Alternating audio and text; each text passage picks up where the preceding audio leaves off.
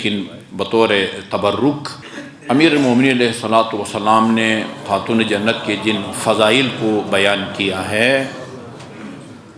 یوں سمجھیں کہ امیر المومنین نے ایک مختصر مجلس پڑھی ہے، اس میں پہلے خاتون جنت کے فضائل کو بیان کیا ہے، پھر اسی میں آپ کے مسائل کو بیان کیا ہے۔ وہ جب آپ کے زندگی کے آخری لمحات قریب آئے خاتون جنت کے، فرمایا اوصینی بما احببتی یا بنت رسول اللہ، دختر پیغمبر آپ جو وصیت کرنا چاہتی ہیں کریں، میں انشاءاللہ اس پر عمل کروں گا۔ فجلس عند راسها، خاتون جنت کے سرانے پر امیر المومنین بیٹھ گئے۔ وَأَخْرَجَ مَنْ كَانَ فِي الْبَيْتِ، گھر سے ظاہر ہے اور کوئی باہر کے اجنبی تھے نہیں، باقی جو افراد خانہ تھے ان کو بھی کمرے سے باہر نکالا امیر المومنین نے۔ ثم قالت یا ابن عم، اس کے بعد خاتون جنت نے امیر المومنین سے فرمایا یا ابن عم ما احدتنی کاذبۃ ولا خائنہ۔ یہ ایک درس ہے دنیا کی خواتین کے لیے، قیامت تک آنے والی اس صنف کے لیے ایک وصیت ہے۔ فرمایا یا امیر المومنین، آپ کو یاد نہیں ہوگا کہ جب سے میں آپ کے گھر آئی ہوں کبھی میں نے جھوٹ بولا ہو یا کوئی میں نے خیانت کی ہو۔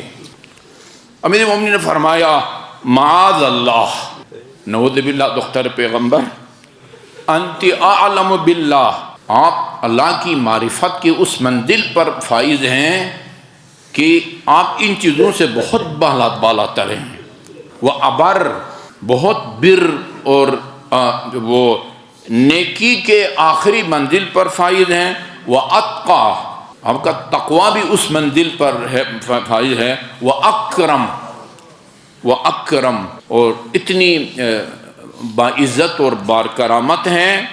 وہ اشد خوف من اللہ، اور اتنا خوف خدا آپ کے اندر اتنا ہے، ان تمام صفات کے باوجود آپ اس سے بالاتر ہیں کہ میں کبھی مجھے آپ کو زندگی میں کبھی کوئی سرزنش کرنا پڑا ہو، روکنا پڑا ہو، ٹوکنا پڑا ہو۔ اس سے آپ کا مقام و مرتبہ بہت بہت بلند ہے کہ سوچ بھی نہیں سکتا کہ میری مخالفت کریں گی۔ قد عز علی وفاتکی، دختر پیغمبر، یہ آپ کی رحلت علی پر بہت گراں گزر رہی ہے۔ وتفقد کی الا انہ امر لا بد منہ، لیکن کوئی راہ فرار نہیں ہے۔ کل نفس ذائقۃ الموت، کل من علیہا فان ویبقى وجہ ربک ذو الجلال والاکرام۔ بہت ناگوار ہے یہ آپ کا فراق، لیکن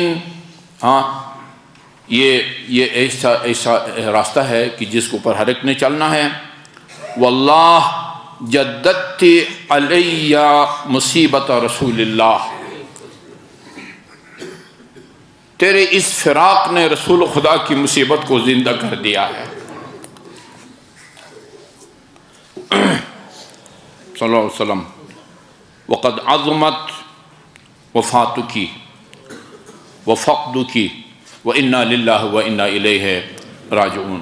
بہت عظیم اور سنگین ہے یہ آپ کی مفارقت اور آپ کی جدائی۔ هذه واللہ مصیبت لا عزاء لها ورضیۃ لا خلف لها، یہ ایسی مصیبت ہے کہ جس پر صبر کرنا بہت مشکل ہے۔ یہ امیر المومنین جیسے صابر کہتے ہیں، یہ ایسی مصیبت ہے کہ جس پر صبر کرنا، بعض روایات میں ہے، پڑھا بھی ہے، بعض مستند علماء سے سنا بھی ہے، روئے ہیں امیر المومنین اور گر پڑے ہیں زمین کے اوپر نا۔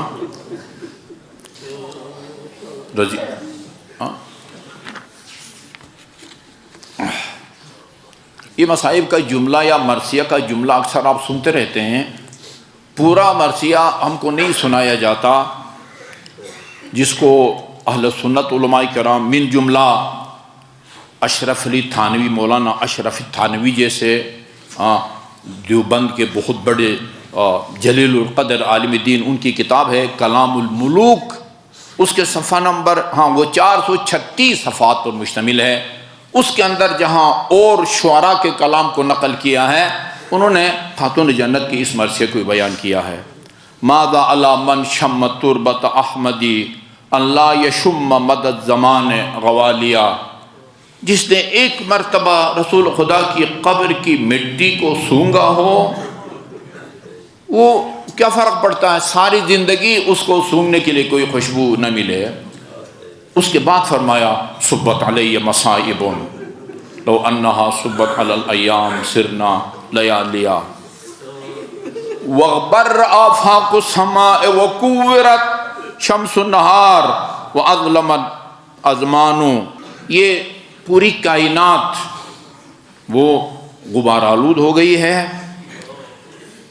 سورج کو گرن لگ گیا ہے، سارا زمانہ تاریک ہو گیا ہے میرے بابا کی رحلت کے بعد۔ والارض من بعدها کئیبۃ، یہ زمین اور اس کا ایک ایک ٹکڑا میرے بابا کے غم میں وہ غمزدہ ہے۔ اسفا علیہ کثرۃ الاحزان فلیبکہ شرق الزمان وغربها، گونا یہ کہنا چاہتی ہے مغرب والوں اور مشرق والوں، آؤ اور میرے ساتھ مل کے میرے بابا کی رحلت پر گریہ کرو، میرا ساتھ دو۔ یا فخر من طلعت علیہ النیران، جس پر بھی کوئی نور نازل ہوا خدا کی طرف سے، ان کا فخر ہے میرے بابا۔ یا خاتم الرسل المبارک سنوتن صلی علیک منزل القرآنی، یہ آپ کا مرثیہ ہے جو آپ نے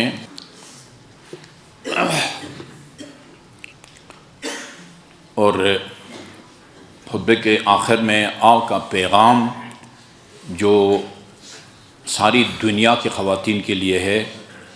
امیر المومنین نے آ کے خاتون جنت سے فرمایا کہ آپ کے بابا نے پوچھا لوگوں سے، صحابہ کرام سے، ظاہر ہے سارے صحابہ کرام تھے، عورت کی سب سے بڑی فضیلت کیا ہے؟ تو کسی نے کوئی تسلی بخش جواب نہیں دیا۔ فرمایا خاتون کی سب سے بڑی فضیلت یہ ہے اللہ یراہ رجل، کسی نامحرم مرد کی اس پر نظر نہ پڑے، ولا ترا رجلا، نہ خاتون کی کسی نامحرم مرد پر نظر پڑے۔ خدا رحمت کرے، کسی فارسی شاعر نے اس کا فارسی میں منظوم ترجمہ کیا ہے: ای زن بتو از فاطمہ ان گونہ خطاب است، ارزند ترین زینت زن حفظ حجاب است۔